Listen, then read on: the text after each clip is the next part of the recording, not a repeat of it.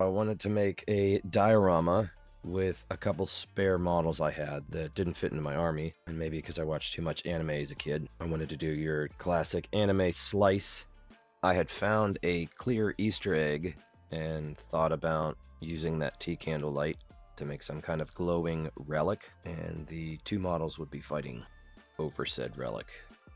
The base is some old wood I found. I used XPS foam and cork for the terrain, and then slathered it with some homemade terrain mud. Everything got primed with some Chaos Black, and then I scratched the primer off of the clear egg shell to reveal the light underneath. I started to dry brush everything with some white, and noticed there was a spot here on the base with this seam. We'll just slap some foliage or something on it. We can still see the light in there, so sweet. So we're going to go ahead and do the base terrain, which I just speed paint brown and then move up to medium brown and then a light brown. I did a cool gray, same process for the stone. I added detail and patterns with white, in which I came back and hit with some contrast yellow. I couldn't film it, but I used UV resin. I did a few layers, and you cure it in the sunlight. It cures right quick, and if you manipulate it right as the sun hits it, you can get some ripples and texture in it. This tree is actually trash. It's newspaper that I twisted up, wrapped with some armature wire, painted with Elmer's glue, and sprinkled some wood shavings on it. Speed painted it brown. Went down with some magic tack so I could put down some terrain grass, vegetation. And I left some of that terrain underneath because I wanted to see some of the texture in the dirt. Went up the tree some as well, give it some idea of moss.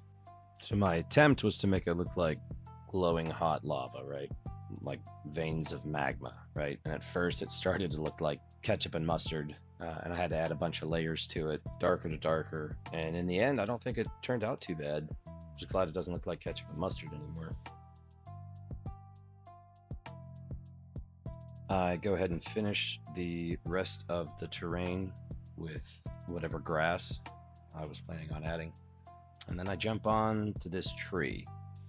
I use some like dead brush on the top to stick through some of these, like, I think they're for shrubs. Yeah, I just broke them up and glued them on, and like little nugs everywhere.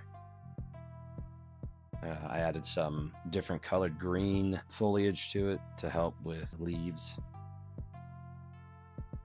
This was a free monthly mini last year, I think. This was one that came in from a combat patrol. Doesn't really fit in my army, so I decided to practice on it with some tape, cloaks, and hood painting practice for my homebrew chapter. I used this makeup sponge to add this orange highlight for a glow effect from those cracks and the lava. The cloak shows up pretty cool on that, and I go a little heavier on the Space Marine. It's closer to the relic, has more magma underneath the model. I'm pretty happy with how it turned out.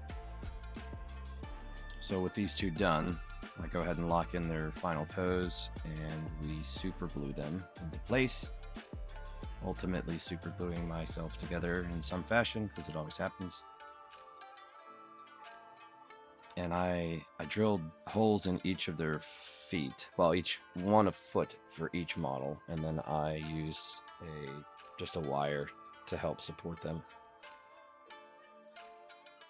And there you go. I had a lot of fun making it.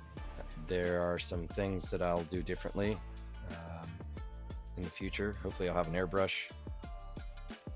And yeah, let me know what you think. I had a lot of fun making it. I had to use a proxy head for the Chaos Marine because I lost the original one. So if I ever find the original one, I might do a swap on it. Who knows? But thanks for watching, and yeah, if you liked it, subscribe and follow for more.